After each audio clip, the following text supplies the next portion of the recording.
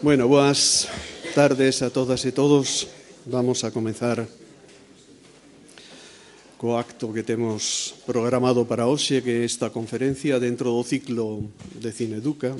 Sabedes que combinamos a mostra de películas con tamén momentos de reflexión sobre o que significa o cine, o que significa a educación e o que se pode aportar dende a educación ao cine e dende o cine á educación.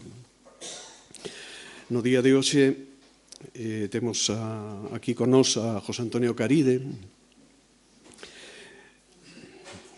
Hai un bello chiste académico, non sei se o entenderán os que non sodes da academia, que di que os titulares foron en un momento a quejarse a Dios de que no era justo, que ellos trabajaban tanto más que los catedráticos y estaban cobrando muchísimo menos y tenían mucho menor reconocimiento. Pero Dios les contestó que no se quejaran tanto, que la cosa estaba equilibrada, porque lo que sucedía era que junto a cada catedrático Dios había puesto otro catedrático para que le jorobara la vida y para que estuviera siempre en duda, ¿no? Pero esto no siempre funciona así, en algunos casos sí, la verdad, pero no siempre funciona así. Aquí nos tenéis a los dos catedráticos del mismo departamento, de la misma facultad y que de alguna manera no solamente no nos hemos puesto palos en las ruedas, sino que la verdad ha sido siempre un apoyo mutuo y un aprendizaje mutuo. Y empezaré por eso, diciendo, cuando cumplía yo 60 años, lo celebraba en casa con mis padres y se me quedó mi padre mirando y me dice, nunca pensé que iba a tener un hijo de 60 años. Nunca pensé que iba a tener un hijo de 60 años. Y algo así parecido me pasa a mí ahora, ¿no? Nunca pensé que iba a poder presentar a un alumno mío que ya es catedrático, que ya está en el final casi de su carrera de catedrático y que iba a poderlo presentar en una conferencia en el Ateneo. Yo llegué a Santiago en el año 78, año en el que Caride estaba cursando su 5º año en pedagogía, o sea que fue del grupo de mis primeros estudiantes allí en el Bajo de Fonseca. Lo que es a la vez un pesar para mí y un placer por lo que dice de él, que desde entonces ha llegado hasta donde ha llegado. Ya entonces fue un año difícil para mí, porque yo venía de Madrid, era una cosa más complicada sentarse aquí sin la familia que quedó en Madrid. El primer año se me pasó un poco así de revueltas, pero ya noté que había alguna gente dentro de ese primer curso que era muy buena, y entre ellos el José Antonio que tenemos hoy aquí, ¿no? Fue doctor en el año 1983, catedrático en el año 2002 y ha sido director de departamento, director del grupo de investigación SEPA Interea, que es esto que veis ahí, uno de los grupos de excelencia, grupos de investigación de excelencia en ciencias sociales en Galicia, y muy activo como investigador principal de muchos proyectos de investigación durante todos estos años. Como nos ha pasado a muchos, Caride ha ido transitando por muy diferentes temas a lo largo de su carrera. Ha sido un todoterreno que ha ido pisando muchos territorios diferentes en cuanto a su temática, ¿no? La animación sociocultural y el desarrollo comunitario, la educación ambiental y la ecología, el ocio, los derechos humanos, la cultura, la lectura, el teatro, el voluntariado, y seguro que me dejo muchos temas que forman parte de su bibliografía durante todos estos años. ¿Y por qué está hoy aquí Caride?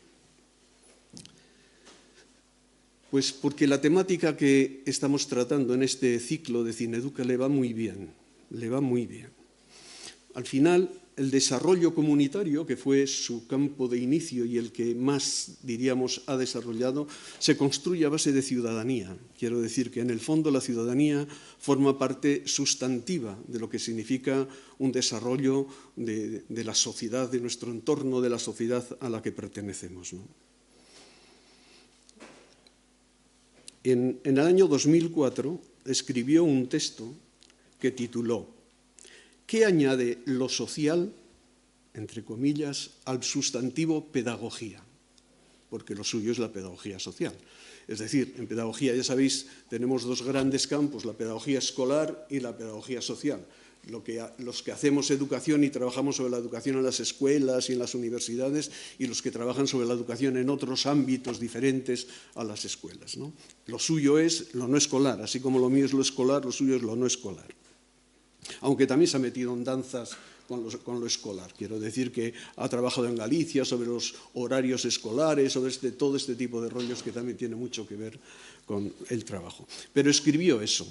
Es decir, ¿qué añade lo social al sustantivo pedagogía? Y hoy le quiero plantear una pregunta muy similar a esa. ¿Qué añade lo de ciudadanía al sustantivo educación? Es decir, ¿qué significa aplicar la idea de ciudadanía al concepto de educación? Añadiéndole además una coletilla que tiene que ver con nuestro ciclo, ¿no? ¿Y qué puede aportarnos el cine en ese sentido? Es decir, y ahí viene la idea de lo que va a desarrollar hoy, ¿no? ¿Qué significa educar en ciudadanía y qué baza puede meter ahí el cine, bien como un recurso instrumental, bien como un recurso de construcción de pensamiento, de construcción de ciudadanía en general? En fin, de eso va la conferencia de hoy. Adelante, José Antonio.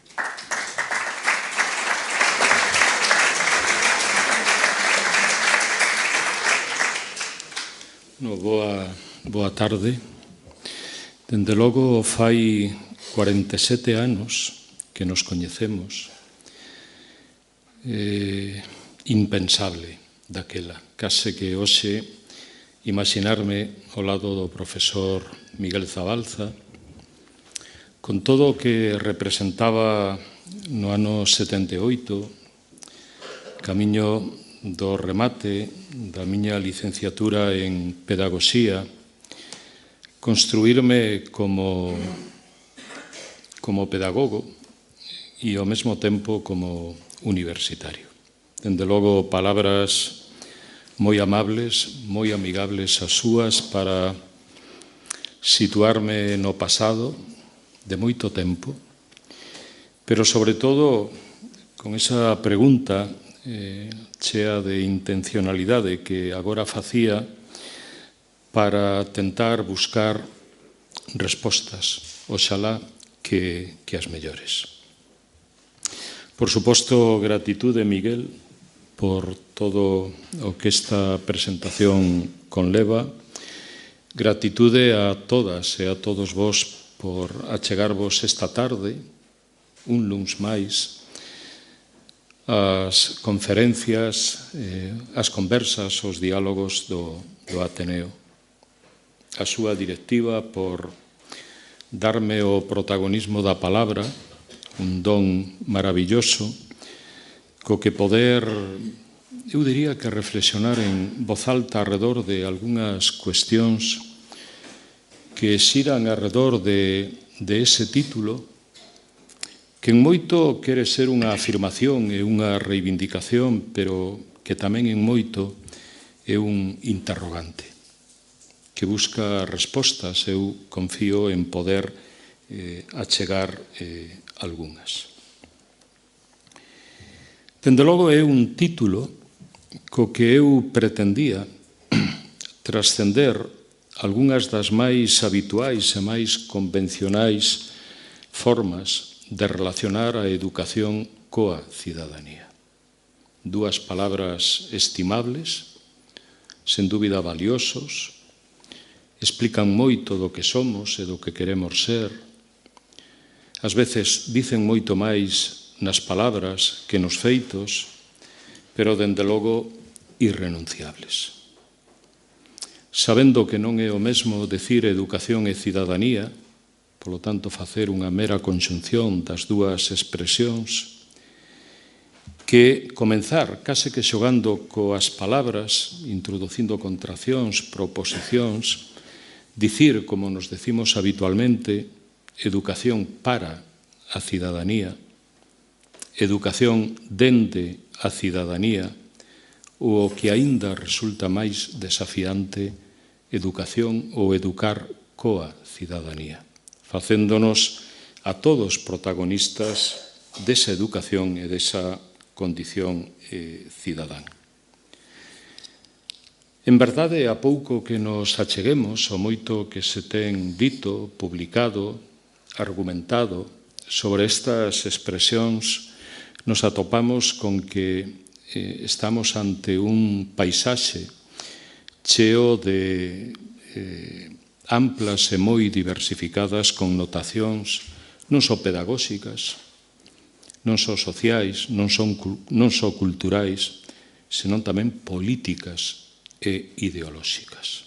Non hai neutralidade posible no xogo que podemos establecer entre educarnos para a cidadanía, nin nas palabras, nin nos feitos.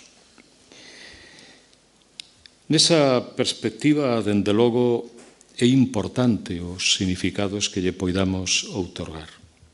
Se me permitides, non serei eu quen diga ou me sitúe nas primeiras palabras que describen as súas realidades, que as explican, que as interpretan, que as cuestionan ou mesmo que as reivindican para que sexan mellores.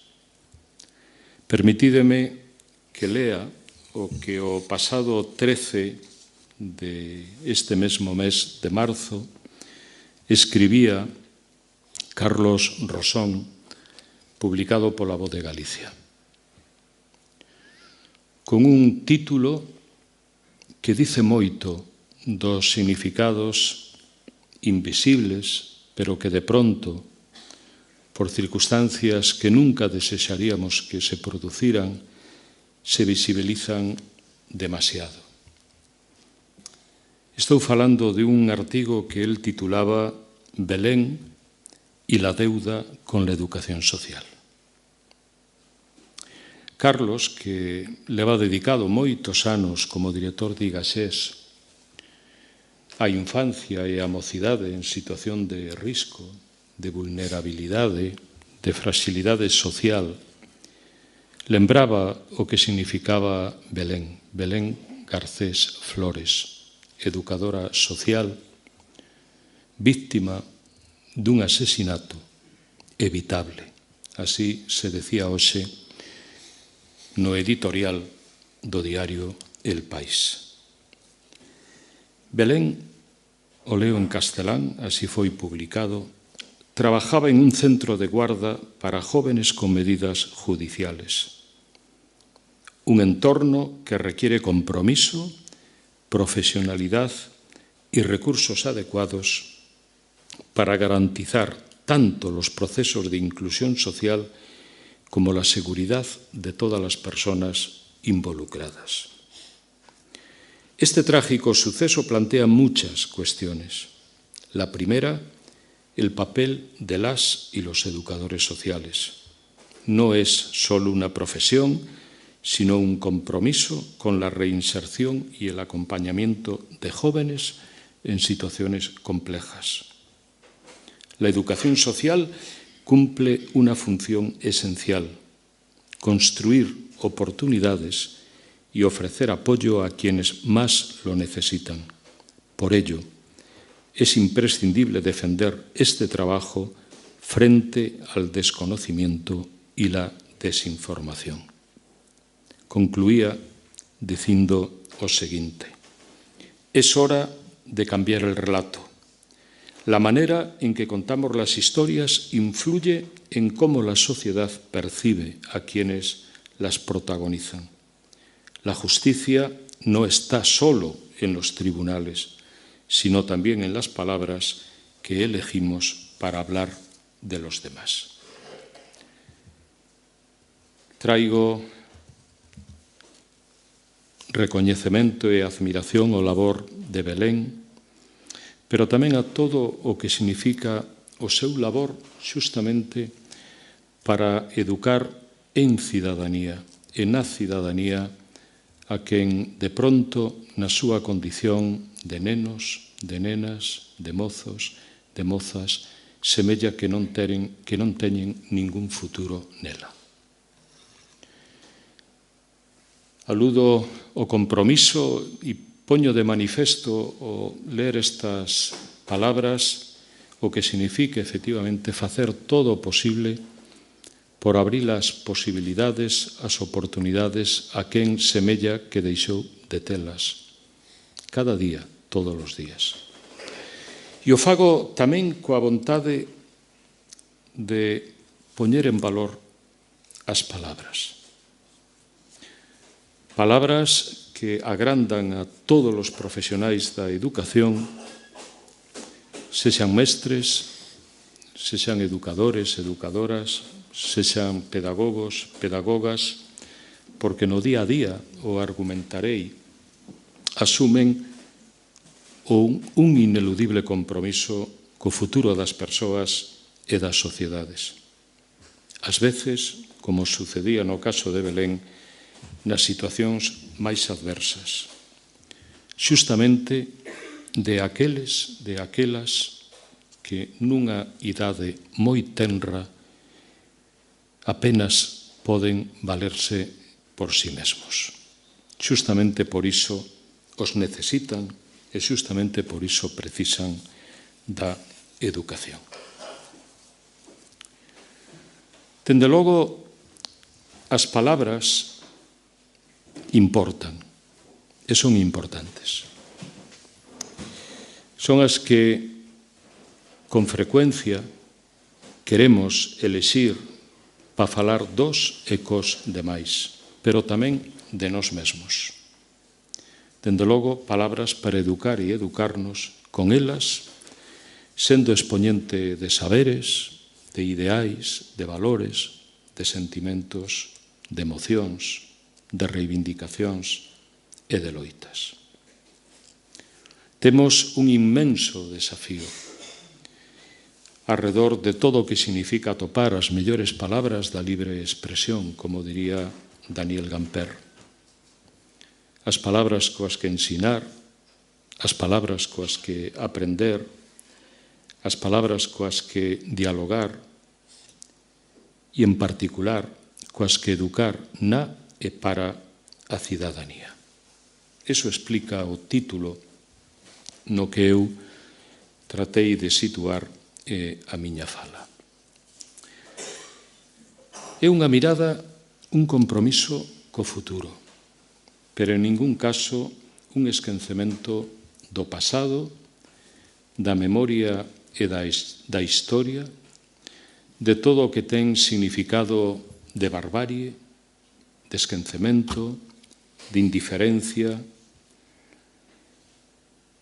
de injustiza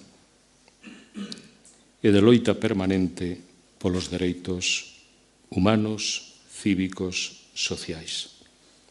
Pero tamén é unha reivindicación do presente, das cotidianeidades, do que significa educar cada día e todos os días, sabendo que este educar e este educarnos en cidadanía non é asunto, nin moito menos, de un só día, moito menos aínda na sociedade convulsa que estamos habitando.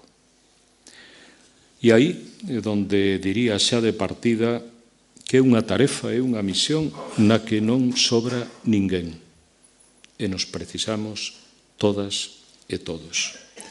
E facelo, ademais, coidadosamente, con esa ética cordial da que falaría Adela Cortina, coa ética dos coidados a que aludía Victoria Camps, que non ten só que ver ca saúde física, biolóxica, senón tamén ca saúde de quen somos como persoas e como sociedades. Ter nos coidados, e sinto que a presentación se desconfigurara, ter nos coidados un elemento consustancial a mí me levou a poñer de manifesto unha fermosísima anécdota que relata un xoven filósofo sevillano, José Mi Valle, nun libro extraordinario, no que nos lembra que a capital do mundo somos nós. O lugar, di el, máis habitado do planeta. José Mi explica que este título non ten ningunha connotación cartográfica. El dice que en toda a súa historia como ciencia a cartografía non reflectiu nunca en ningún mapa que a capital do mundo sexamos nós. Ningún estudo demográfico ten ratificado nas súas estadísticas que ese é o lugar coa densidade de poboación máis elevada do planeta. Tampouco ningún servicio de intelixencia de ningún Estado caíu na conta de que o sitio máis perigoso da Terra é o cerebro dunha persoa educada mal. Temos exemplos. El acude para reivindicar esta capitalidade a 4 palabras: interdependencia, cooperación, afecto e diálogo. E conta esa preciosa anécdota. Ocurriu nun centro veciñal. Un lapsus lingüístico de un dos seus membros ao escribir unha dedicatoria nun azulexo, nunha baldosa conmemorativa que fora colocada nunha praza, convertiu a palabra ciudadanía en cuidadanía. Na festa de inauguración advertiuse o gazapo. En vez de corrixilo, se lle asignou un significado consensuado por todos. Cuidadanía sería, a partir dese instante, o cuidado que a cidadanía debe procurarse a sí mesma. Se o amor, dice José Mi, preside as nosas accións, teremos sempre o cuidado dos demais. Curarnos os uns aos outros é o que nos gustaría que fose o máis radicalmente humano e que a cidadanía asumira a súa inseparable labor de cuidadanía. Dende logo, estamos ante unha tarefa na que, en particular, o profesorado, os educadores, os mestres, pero tamén as familias, os responsables políticos, temos todos unha especial obriga. Si se quere, unha particular responsabilidade, que dificilmente ás veces atopamos noutras ocupacións, noutras profesións. Ser nós mesmos cidadáns ao tempo que contribuímos a que outros o sexan. Maravilloso. Dende logo, especialmente cando se trata de desocultar ou desvelar verdades, as máis incómodas. Temos moitas. Aquelas que reflicten a perda de calidade democrática, a vulneración dos dereitos, as emerxencias que xurden co cambio climático, as pobrezas, as persecucións, os exilios, todo aquilo que en definitiva nos debe levar a que alentemos a reflexión e o pensamento crítico, as actitudes e os comportamentos convivenciais, porque neles, dun xeito ou doutro, temos a oportunidade sempre de agrandar a condición humana. Está claro que neste escenario local e global a un tempo, máis que nunca requirimos clarexar que se entende por cidadanía. Que queremos decir cando a explicitamos ou cando a calamos ou a silenciamos como palabra? Herminio Barreiro, mestre, compañeiro, amigo, cando no ano 2008 na revista Sarmiento buscaba cales eran as raizames, as raíces da educación para a cidadanía nos tempos modernos, naquilo que foi unha tentativa frustrada de incorporala ao currículum escolar, coa reforma educativa que viña ca LOE, ca LOCSE, acudindo a Rousseau e a Condorcet, lembraba o que Rousseau dixera a propósito das intencionalidades que habitan no interior da palabra cidadanía. No seu discurso sobre a economía política, incluído na enciclopedia de Diderot, en 1755, Rousseau escribía o seguinte: non basta con decir aos cidadáns sede vos.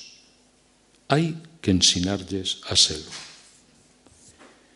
O exemplo, como primeira lección xunto co respecto, non pode ser o único medio. Hai que educar. Desde o primeiro momento da vida hai que aprender a merecer a cidadanía. Ou igual que dende o nacemento se participa dos dereitos dos cidadáns, eu diría, oxalá, o intre do nacemento debe sinalar o comezo do exercizo dos deberes. E con isto, fundamentalmente, salientaba as responsabilidades, pero tamén os compromisos que deberíamos adquirir a través de unha educación pública. Non lo teñen lembrado de forma continuada moitos outros autores e autoras, mestres, mestras, intelectuais. María Zambrano, o ten feito Xosé Saramago, o fixo Paulo Freire, o ten feito entre nós Antonio Bolívar ou Miguel Ángel Santos Guerra da Universidade de Málaga. Tal vez porque, como canta magníficamente Sés no seu Non son fada, se teórica é a causa, práctica ou prácticas son as consecuencias. Segundo o que digamos da cidadanía, si somos coherentes, así a faremos, así a construiremos. Que sucede, tal vez? Nun análise detida e con certo afán crítico. Pois que a palabra cidadanía, como moitas outras, o lembra Luís García Montero, é unha palabra que temos que sacar do cubo do lixo. Semella que está tirada no lixo, na basura, que merece e que debe ser resgatada. Para desconsolo, dice García Montero, da democracia. Sucede que, sen dúbida, sendo unha das expresións as que máis lle debemos nos nosos procesos civilizatorios, o lembra o sociólogo Salvador Giner, das que máis teñen posibilitado que sexamos dignos de ser humanos, como lembra o historiador e xornalista Rutger Bregman, é unha palabra que maltratamos de xeito continuado nos léxicos e nos dicionarios. Unha palabra que, cando buscamos os seus significados, fundamentalmente asocia a condición de cidadanía a un estatus legal, a unha cualidade e dereito de ser cidadán, que semella que, sendo de todos, ao final acaba sendo de quen habita un determinado país, un determinado Estado, unha determinada nación. Xa non é só que sexa unha expresión inestable, carente de definicións unívocas, o cual ata semella que é desexable, polisémica, complexa, complicada, problematizadora, tensionada moito no sistema educativo, senón que a miúdo, con moita frecuencia, está como ausente. E non é só unha expresión poética, coa que acudir neste caso a Pablo Neruda. É inexplicable que suceda que na Declaración Universal dos Dereitos Humanos do ano 48, levamos 76 como un texto co que pretendíamos en moito construir un futuro diferente a aquel que antecedeu, un texto traducido a 500 idiomas que en castelán non ten máis que 1936 palabras, a cidadanía nin se menciona. Non está. Curioso porque séculos antes, moitas décadas antes, no 1789, os ilustrados levaron a declaración cos seus 17 artigos inicialmente os dereitos do home e do cidadán. Unha cuestión que de algún xeito estaba tamén presente na Declaración de Virxinia da independencia dos Estados Unidos dunhos poucos anos antes. Pero é curioso. O texto constitucional de 1978 tampouco menciona a palabra cidadanía como tal. É verdade que no capítulo 2, arredor dos dereitos e liberdades, se alude aos que son dos e das, máis ben, cidadáns. Como querendo correxir estes valeiros, a Constitución para Europa, a que foi publicada no Diario Oficial da Unión Europea o 16 de decembro de 2004, no seu título segundo entre os artigos 1 e 10, fala dos dereitos fundamentais e da cidadanía da Unión. Explícitamente, expresamente, a palabra cidadanía, aínda que logo, obvio, vai asociado a cidadáns que a exercen ou que son titulares da mesma. Neste estado de cousas, cabe engadir que nos últimos anos semella que a palabra cidadanía por sí mesma non basta, que significa pouco ou case nada.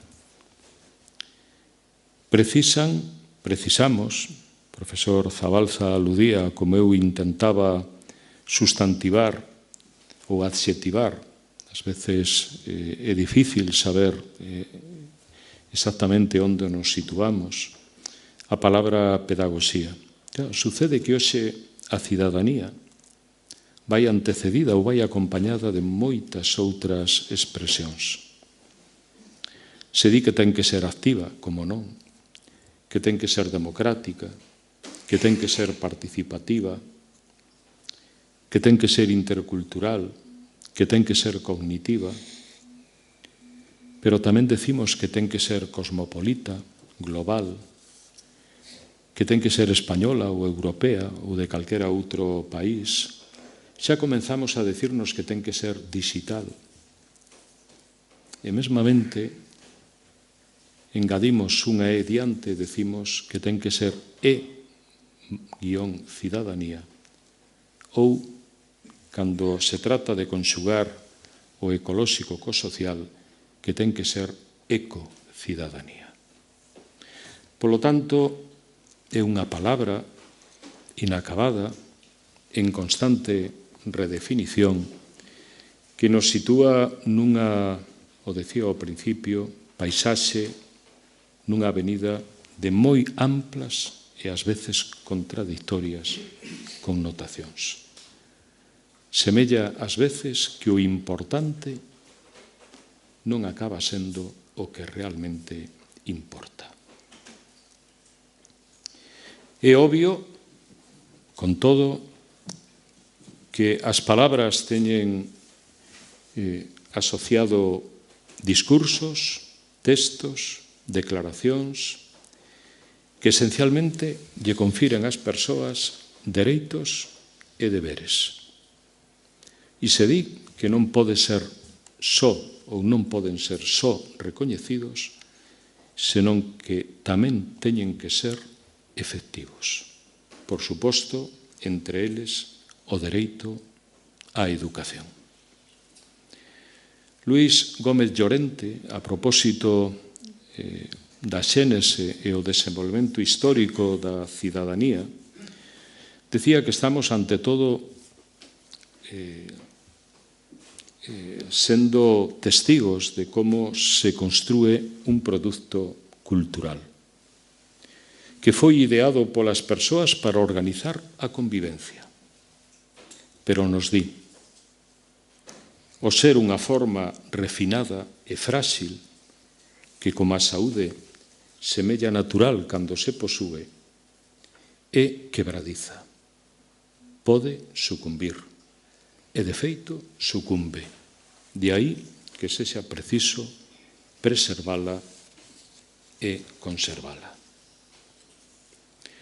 Está claro que non basta con asociar a cidadanía ao oficio do cidadán, como explicaba o profesor Fernando Bárcena. É preciso que a cidadanía sexa educada, que o sexa como unha construción social, cultural, pedagóxica, cívica e política. Precisa, decía o profesor Antonio Bolívar, de competencia cívica. Pero máis que iso, precisa de vivencias e de convivencias. Con un certo sentido propositivo, anticipativo, pero tamén quero lembrar agora en particular un texto que escribían Germán Vargas, Laura Varela e Lucía Iglesias, a malograda Lucía Iglesias, o último texto que escribiu antes do seu pasamento, os tres profesoras, profesores do grupo de investigación que eu dirixo, decía que moitas veces ten que ser unha práctica de resistencia democrática. Decían, fronte ao sálvese quen poida, no que estamos caendo na sociedade dos mercados, dos mundos desbocados, desordenados, no mundo das pobrezas, das desigualdades, do despotismo económico, capitalismo liberal.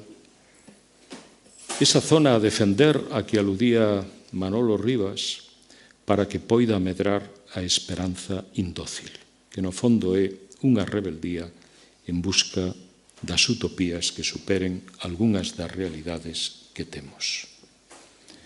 Decía o profesor Miguel Ángel Santos Guerra, Universidade de Málaga, nunha fermosísima metáfora arredor dos árbores da democracia, dos bosques que construen e de como nos oxixenan socialmente, que é difícil, imperceptible, velos medrar. Pero caen con un enorme ruido, con un gran estruendo. E é como se neste momento xustamente estivéramos asistindo de forma semella que casi imparable a estas caídas, a estes estruendos dunha democracia que semella que non está suficientemente aprendida, suficientemente construída. Educar en cidadanía é unha necesidade. O é porque, en definitiva, con ela se trata de formar a persoas que sexan libres, que sexan autónomas, que sexan conscientes, que sexan responsables, que sexan críticas, que sexan participativas. Se trata moitas veces de non perder o norte. Se trata, dice Adela Cortina, de volver a valores como o respeto, a convivencia, a equidade, o uso razonable da liberdade, o esforzo. Dice que temos unha asignatura pendente en todo o que representa creer de verdade na educación. Na nosa e dos outros. Na que vai desde os primeiros anos da nosa vida ata os últimos. Nas aprendizaxes e nas ensinanzas que decimos que non se acaban nunca, que deben estenderse ao longo de toda a vida. Ela dice que non podemos inhibirnos da responsabilidade colectiva que supón educar. Educar e educarnos. O educar como todo aquilo que podemos facer pola educación dos outros, distintos a nós o tempo que iguais. Educarnos o que podemos facer por nós mesmos. Hai nun libro de anos atrás de Jaume Carbonell, durante moitos anos director de cuadernos de pedagogía, unha fermosísima metáfora cando entende a educación como un viaxe.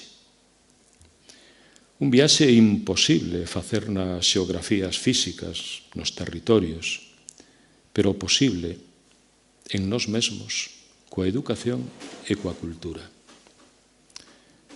Dunha banda, cara ao interior de cada un de nós, para poder sacar, extraer, sentido etimolóxico da palabra educación, como educhare, educhere, sacar de nós mesmos, do interior de nós mesmos, o mellor que levamos dentro.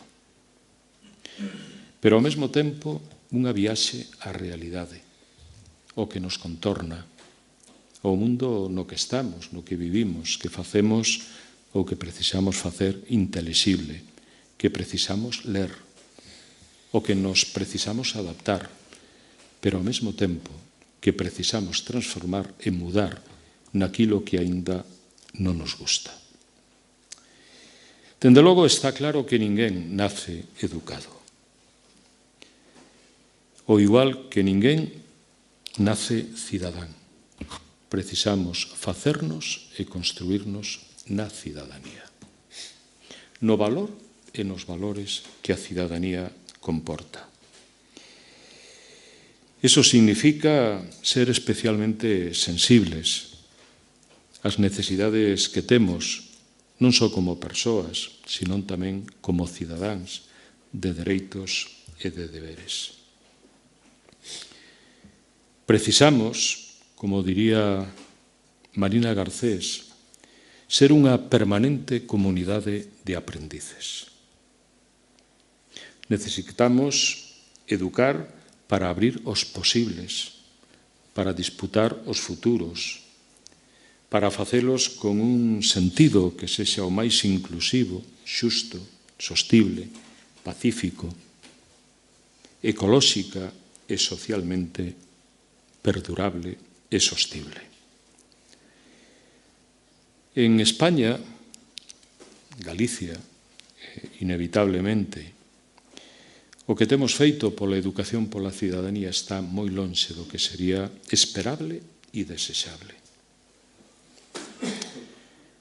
Cando se reivindicaba, mesmo cando se legislaba, celebrando en Europa o Ano Europeo da Cidadanía en 2013, cando o Consello Europeo redactaba a Carta Europea sobre a educación para a cidadanía e os dereitos humanos, ou cando a propia Unión Europea elaboraba un documento editado por Euridice coa intención de que tivéramos unha guía pedagóxica, metodolóxica, didáctica para construíla nas nosas escolas, nos nosos sistemas educativos, aquí se tensionaba hasta extremos insospeitados todo o que podía significar por motivos religiosos, ideolóxicos, en definitiva, políticos.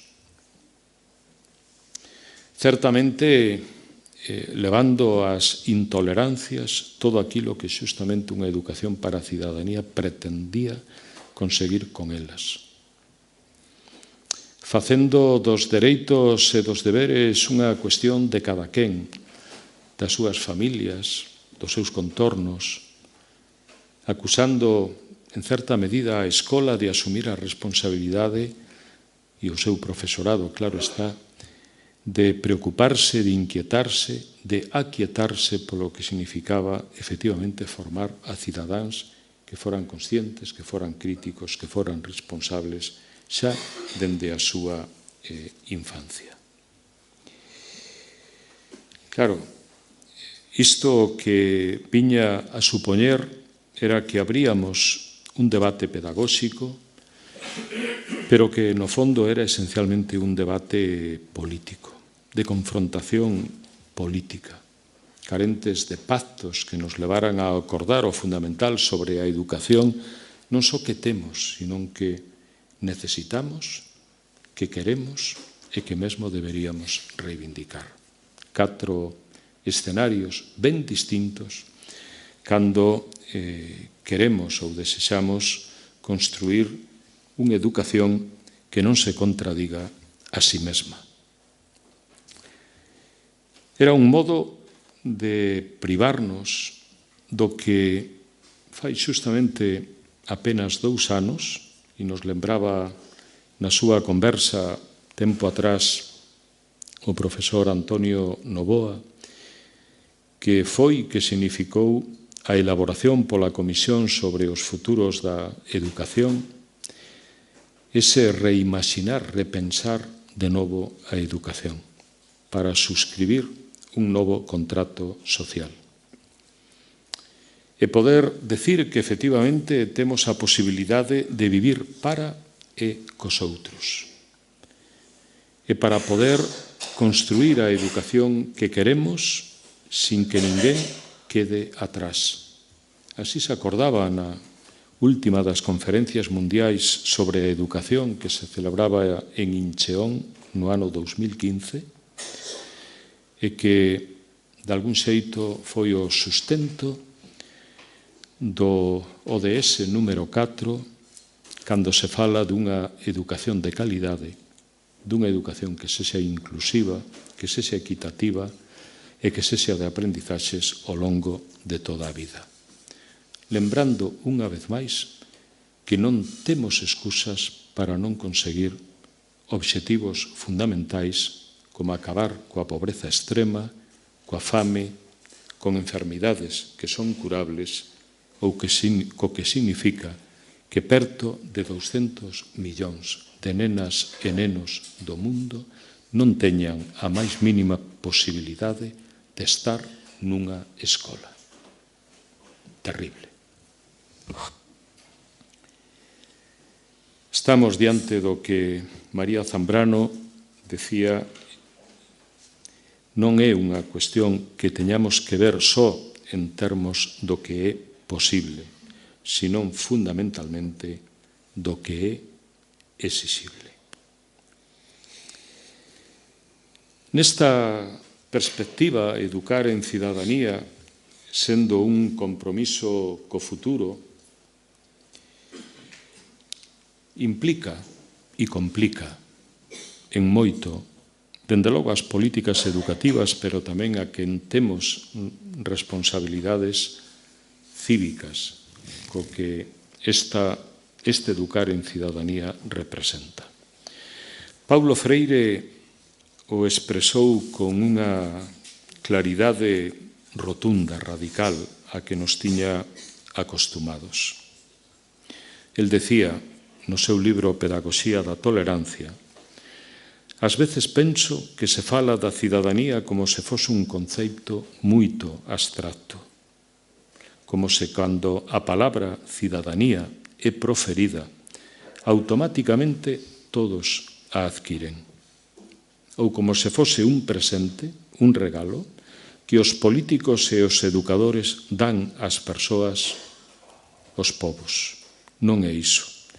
Debe ficar claro que a cidadanía é unha produção, unha criação política. Obviamente, isto significa lembrar a natureza política da educación. O que nos construe como cívitas, o que nos agranda como convivencia na nosa condición humana. En ese sentido, gostaría, en particular, rematar cunhas palabras de Francis Bacon. Están no libro que Nuccio Ordine fatalmente falecía xusto cando o recoñecían para ser honrado co Premio Princesa de Asturias á Comunicación e ás Humanidades. Nuccio Ordine, nese libro no que, tomando palabras de un poeta inglés do século XVI, John Donne, titulaba «Los hombres no son islas», para logo aludir a que vivir é convivir. Dice que na metáfora xeográfica que utiliza Bacon para falar de como a nosa insularidade sempre é indisociable do feito de que estamos ligados a continentes, decía o seguinte: todo lo que se hace por los demás se hace también por uno mismo. Por eso, concentrarse solo en el propio yo o sentirse ciudadano de una isla es poca cosa y pura miseria. Pensarse ciudadano del mundo, en cambio, dilata más allá de toda medida nuestros confines. Transforma a la humanidad entera en una comunidad única y a nuestro planeta en una patria inmensa. Quien no es capaz de vivir para los demás, tampoco vive para sí mismo. Muchas gracias.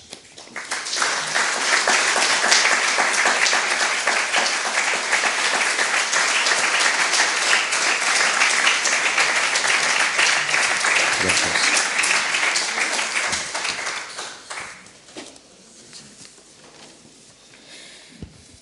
Bueno, pois xa estamos na seguinte fase da conferencia, que é o diálogo con todos vos. Quen quere intervir, quen...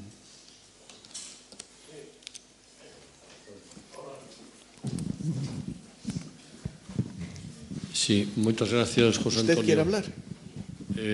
Gracias polo teu discurso, pola túa conferencia. Eu quixera saber se nos podías orientar en este momento a situación da educación de ciudadanía en España, en Galicia en particular. Como está, se está organizada, está regulada no propio sistema educativo ou foi un proxecto legislativo que quedou finalmente en riba da mesa. Eso sería en primer lugar. En segundo lugar, que parte ten de responsabilidade na educación na ciudadanía a familia e os entornos sociais? Gracias. Bueno, gracias. Eu, Pancho, diría que está como ausente, está como inhibida. É verdade que existe unha preocupación semella que explícita porque a educación en valores cívicos que aluden á tolerancia, á igualdade, á liberdade, á xustiza, á paz, teñan e adquiran na cotidianidade das aulas, dos libros de texto, a oportunidade de poder ser ensinados e aprendidos. Pero eu diría sin convicción, sin a convicción suficiente que se require para que sexa unha educación coa radicalidade de todo o que representa construirnos como cidadáns. Polo tanto, se o trasladamos ás políticas educativas, eu diría que un modo de inhibirse en relación a compromisos que como cidadáns teríamos que exixir, un modo de ser ata certo punto inconsecuentes cos discursos, coas palabras e cos textos nos que a educación para a cidadanía se foi facendo explícita, unha especie, ás veces, eu diría, de contra-utopía pedagóxica, entendendo que o tránsito das realidades ás utopías está como cercenado e como imposibilitado a distintos niveis. Dende logo, en todo o que pode representar a concepción de unha escola que sexa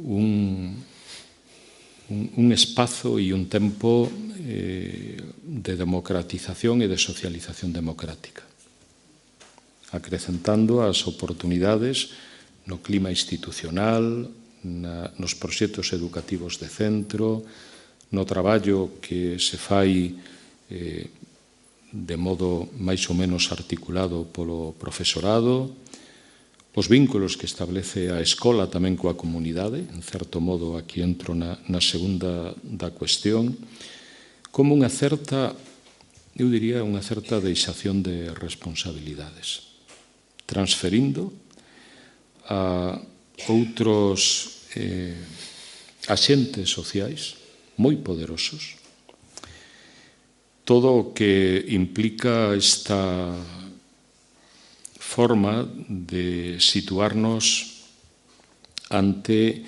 o exercicio dos nosos dereitos e dos nosos deberes.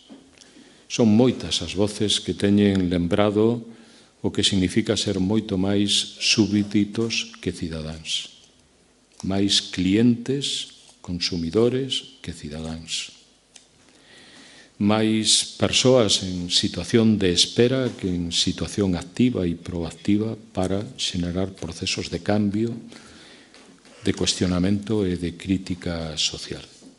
E todo isto, de un xeito ou doutro, está permeabilizando a realidade das nosas escolas, con todo o que no seu interior acontece e que non só nos disgusta, sino que non nos gusta.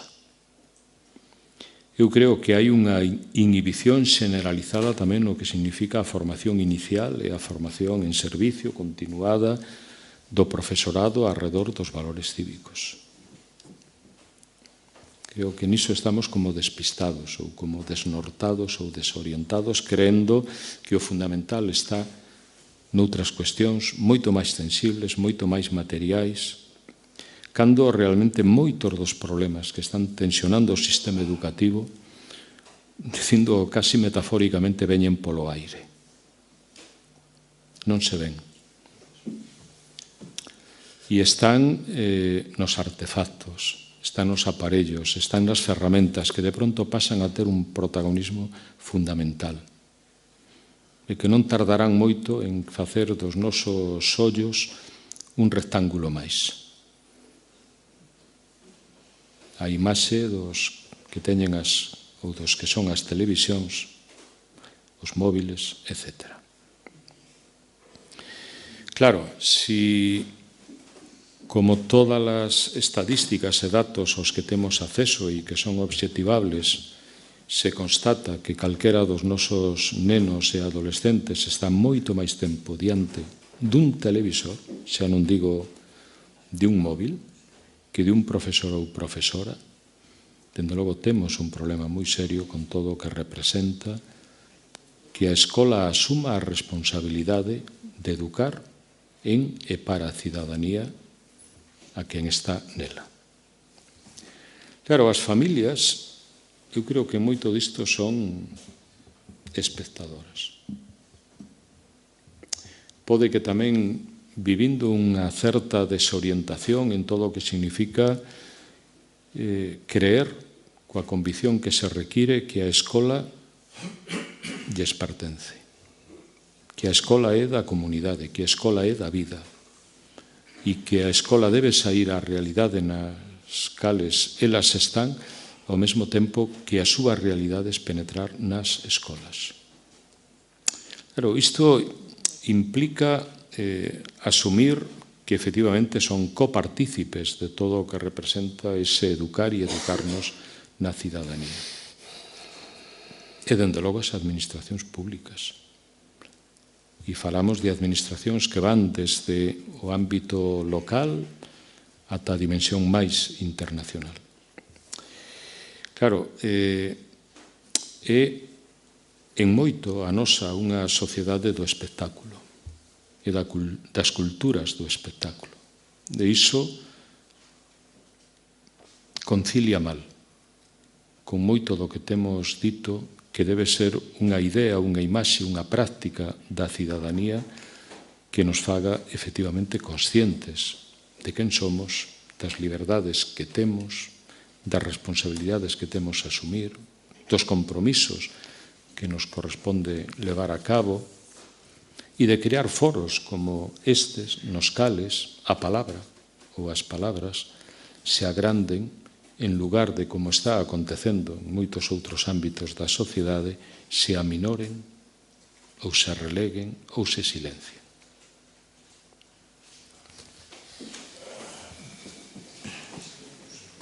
Bom, eu gostei moito da súa conferencia, parabéns. Quero dicir que, bueno, primeiramente o concepto de cidadanía, non? Filolóxicamente pareceme un pouco non só abstracto, senón moi urbanita, non? O sea, que remite moito á cidade, como se o mundo só fose cidade. Entón, o mundo é moito máis que a cidade, claro. Entón, xa sei que cidadanía é bueno, ten que ser unha, como pon aí, unha produción, unha creación política, mas tamén é que hai moita hipocresía neste concepto, no sentido de que os poderes que rexen o mundo non están interesados en que este concepto sexa efectivo. Eu, na miña condición, polas miñas características, estou sofrindo cotidianamente, moi frecuentemente, a vulneración duns direitos que teóricamente me asisten, que están aí moi ben para a pantalla e todo isto, máis que na realidade práctica non se me respetan.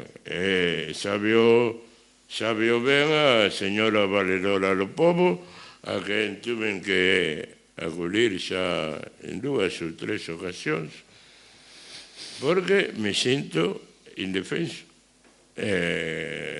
Mesmo casi me sinto un residuo social, porque non é certo que se me recoñezan teóricamente, mas non prácticamente, estes direitos e estas asistencias. Bueno, xa non quero estenderme máis. Moitas grazas. Sí, gracias. Eu que nacín no rural, nunha aldea que xa case non aparece nos mapas, non poido estar máis de acordo co que significa etimolóxicamente asociar a palabra cidadanía ás cidades. E unha idea esencialmente burguesa do que a cidadanía ten representado históricamente. E tal vez por iso a dificultade para conseguir que sexa unha expresión que se poida situar nas realidades cotiás, nas de todas as persoas e de todos os colectivos, como sería agardable, como sería desexable, como sería xusto. Dende logo é imperdonable, en termos de dereitos humanos, que tivéramos que agardar ata 2006 para que unha convención internacional recoñecera os dereitos das persoas, se dice literalmente con discapacidade, nos diríamos con diversidade funcional. Nas palabras, non tanto nos feitos. Non deixa de ser paradoxal que unha expresión fundamental para entender o que queremos decir cando aludimos aos dereitos humanos, cal é a palabra dignidade, non sexa unha palabra que este suficientemente explicada. Si está no preámbulo e logo se reitera en algún dos 30 artigos da Declaración do ano 48. Dignidade que sabemos que é o que mesmo sin explicarse se asocias, se vincula máis directamente o que debemos ser como persoas, de dereitos, tamén de deberes. E certamente, para poder explicar todos os significados que lle poderíamos atribuir á palabra cidadanía, onde ese grau, ese nivel de abstracción, eu quería expresalo na miña fala, sobre todo ao principio, pode que explique o lugar, ou máis ben o non lugar antropolóxico, non só lingüístico, que ten nos léxicos, nos dicionarios, nos discursos, nas declaracións. Certamente, si temos a capacidade, deberíamos tela, de agrandarnos con esta palabra nos dereitos e nos deberes cívicos, ningunha das situacións as que estás aludindo e que te afectan directamente poderían acontecer. Son intolerables, son injustificables, porque son inxustas. É o que poido decir coa vontade de que efectivamente, se estamos ante unha construción social, acheguemos todos aqueles elementos, aspectos, dimensións, soportes que permitan que sexa a mellor construción posible, porque é unha casa na que temos que habitar.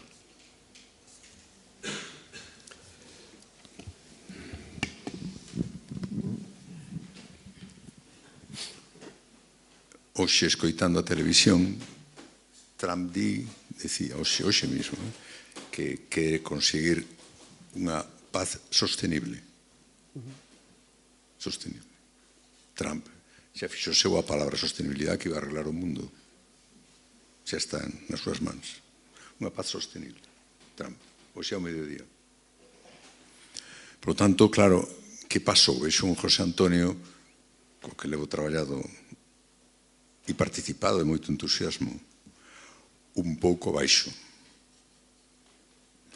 E que está a pasar? É dicir, cando pasa o que pasa, por qué? Es que as palabras todas estánse modificando. Non entendemos o mesmo que as mesmas palabras. Unha paz sostenible. El. E ao mesmo tempo, búscase a sostenibilidade en calquera proxecto que se queira facer. Como se a progresía fora unha gran inventora de palabras que o mercado absorbe en 6 meses. E hai que estar sempre inventando palabras. Cal é a palabra, e con isto é a pregunta que che fago, a palabra non é a cidadanía, nin educación, a palabra é a política. A palabra é a política. Que entendemos por política? Que entendemos hoxe por política? Ese xogo entre individuos para botarse un pulso, para o poder, entre individuos da universidade, entre individuos dos grupos políticos, entre individuos de empresarios. Pensamos que a política somente é estes políticos. O a política é un asunto de varios, de colectivos. A política está inventada para facer cousas ou para impedir que se fagan. No ben colectivo. Eu animaría ao Ateneo, de verdade, a facer non conferencias de expertos, sobran expertos en este momento.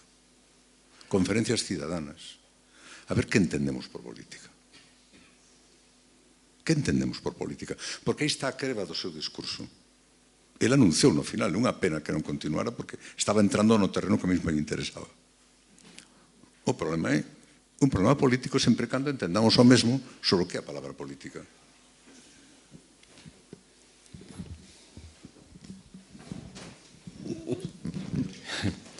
Xerardo, grazas.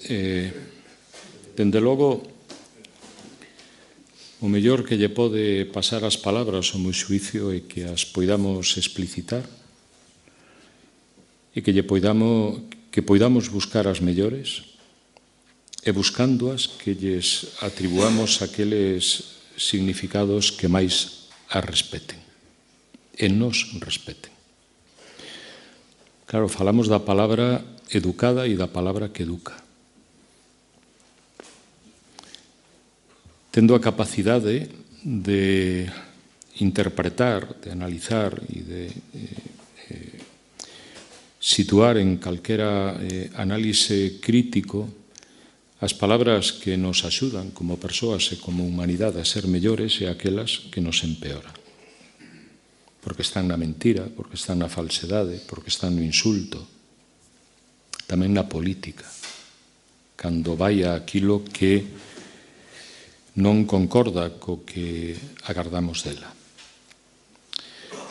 Decía Peter Berger, a quen sobre todo coñecimos polo seu libro, pola súa obra con Luhmann, alrededor da construción social da realidade, decía nun libro fermosísimo, para min do mellor que se ten escrito alrededor dos procesos de desenvolvemento, aludía á ética do desenvolvemento. O libro se titula Pirámides de Sacrificio, que as palabras nacen con frecuencia, casi sempre no poder, e descenden desde o poder e desde os poderosos a aqueles que logo as acaban empregando, as acaban usando dun modo acrítico, do modo que esas palabras desexan que os poderosos queren que sexan empregadas. El aludía en concreto ao desenvolvimento, palabra mito e mítica, a que tamén precisamos ao paso do tempo ir engadindo outras que a explicaran, falando de desenvolvemento económico, desenvolvemento educativo, desenvolvemento cultural, desenvolvemento sostible. Claro, con todo o que significa que os poderosos, cando de pronto hai algo así como as contrapalabras, as súas, as que eles gostarían, tamén se apropien e se apoderen delas. É o que está pasando en apenas un mes, 2 meses, con todo o que representa o trampismo, que é unha trampa. Xa casi semella que a pouco que xoguemos coas letras acabamos evidenciando o que hai nese persoaxe. Claro, non só el, senón en toda esa tribu coa que está día a día, dun xeito ou doutro, tomando decisións e levándoas á práctica. Claro que está ben que agrandemos os significados da política, pero exixíndolle tamén responsabilidade a aqueles que dun xeito máis explícito se dediquen a elas para que cada día tamén a agranden. Non é unha cuestión que decía nun dos textos que manexaba estes días, creo que era precisamente no de Miguel Ángel Santos Guerra, que non podemos obrigar a ninguén a que se vincule, se afilie, forme parte de un partido político. Pero sí temos, en certo modo, a obriga de acrecentar tanto como sexa posible a participación política. E este é un foro no cual eu creo que dun xeito ou doutro ese modo de agrandar a participación política se achega ás realidades cotiás. É verdade que pode que dun modo máis conxuntural que continuado, pero dun xeito no cual somos conscientes do por que estamos aquí e os paraqués do estar aquí. Miguel Zabalza, en certo modo, cando planteaba o inicio sobre o sentido da educación e a cidadanía, eu dicía, bueno, é que é a súa verdadeira razón de ser, entendida como valor e como valores a partir dos cuales temos que construirnos como persoas, mellores persoas e mellores sociedades, que o temos pode que nestes momentos máis difícil que nunca antes. O que sucede é que non somos os que peor o teñen. Tampouco debemos esquecelo. Nos 8.200 millóns de persoas que habitan o planeta, nos podemos ver concretados moitos dereitos. Dos que hai miles de millóns de persoas que non teñen a máis mínima posibilidade de facelo, en cuestións fundamentais, como poder comer, poder estar protegidos ante as enfermidades, poder sobrevivir, xa non só vivir nas horas que siguen, etc. Claro, os foros de debate, e só desde aquí se ve o panorama, a paisaxe de quen somos. A nosa media de idade posiblemente este nos 55 anos, máis ou menos. Colectivo. No, a ver, trato de ser... Es de letras. Trato de ver iso de xóvenes pero menos, non? Pero, claro, 55, digamos a partir de aí. Iso significa algo. Non son dous números solamente. Non somos só os 50 e algo ou 100 que podemos estar aquí, nin ese promedio de 50 e pico anos. Temos que preguntarnos polos ausentes.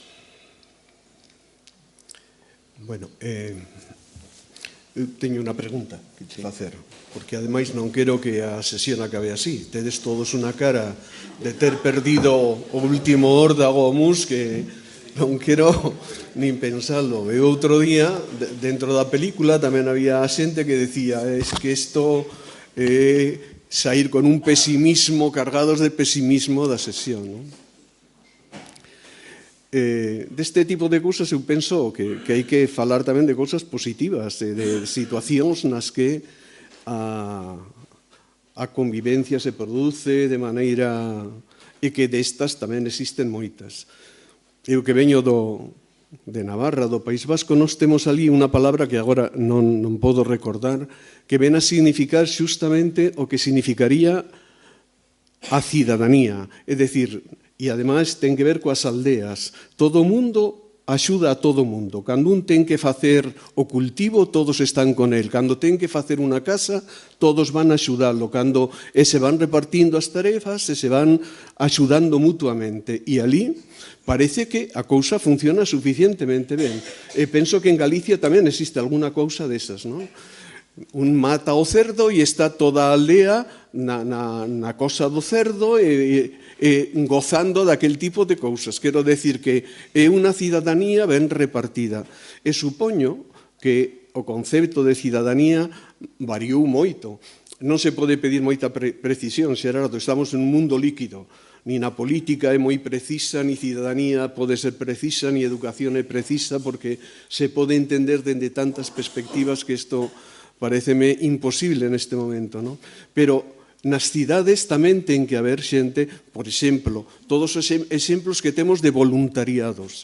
Todo isto que aconteceu en Valencia coa Dana, isto é cidadanía, quero decir, isto son persoas que están vivindo nunha determinada situación e se toman o risco de meterse dentro do contexto e non sei, a pregunta miña era, en todo caso, como é un bo cidadán ou unha boa cidadana? Como podemos distinguir na rúa, cando vai paseando pola rúa? É dicir, que ten de típico, que ten de característico? Dende logo, apostando pola pedagogía da esperanza, que é unha relectura chea de posibilidades de aquilo que a educación ou a pedagogía pode facer polas persoas e por todo o que nos leva a un sentido colectivo, da convivencia, da axuda mutua, por suposto, non? Claro, o que sucede é que non temos detectores. de quen é un bo, regular ou mal cidadán, nin tan siquera pola cara que leva, nin tan siquera por como trata ou case que ás veces pode maltratar aquilo que se vai atopando a medida que camiña. No cine hai moitas películas, verdade? Claro, dende logo, digamos, estamos pensando nunha persoa que sexa honesta, nunha persoa que faga todo o que está ao seu alcance facer polos demais, que sexa respetuoso e non só tolerante. Quero decir que ás veces hai quen nos di, no, eu non quero que me toleres, quero que me respetes. E iso acontece con moitas persoas e moitos colectivos. Que, polo menos intencionadamente, non fai mal a ninguén, que ten un sentido dos dereitos, pero tamén dos deberes cívicos, nunha comunidade de veciños, nunha asociación, como un profesional nun determinado ámbito. É dicir, entón, claro, nin hai, afortunadamente, carnés de cidadanía que se outorguen e que teñan que ver con unha determinada forma de ser cidadán, nin eu creo, polo menos eu non os teño, nin sei que existan. Agás, claro, que volvamos àquelo que eran as... Claro, todos lembramos, polo menos eu creo que pola nosa idade bastantes, o que significaban os urbanismos, os bons modales, etcétera, que estaban nas ensinanzas que se nos trasladaban non só a través de algúns textos, sino inclusive a través dos catecismos. Entón, claro, se ten que ver con cumprir, cando menos no visible, con aquilo que a sociedade agarda, que non só nos portemos e nos comportemos, pois eu diría que non. E, dende logo, está ben que non só teñamos a persoas conformadas con unha determinada forma de ser cidadanía. Que haxa un certo sentido da rebeldía, un certo sentido da insatisfacción e da, digamos, busca incesante de aquilo que aínda está por mellorar e que nos dé un tono vital optimista. Eso. Que a esta idade precisamos moito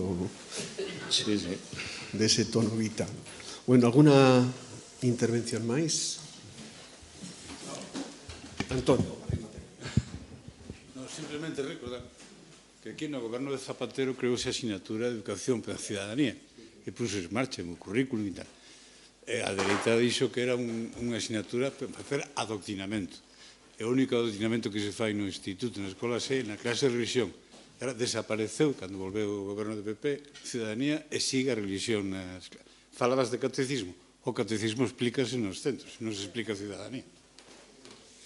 Sí, non se pode esquecer a, entre comillas, rebeldía da Conferencia Episcopal, por exemplo. Nos anos 2006, 2007, 2008, que é o momento no cual, efectivamente, un goberno socialista dixo, ahora ten que ser.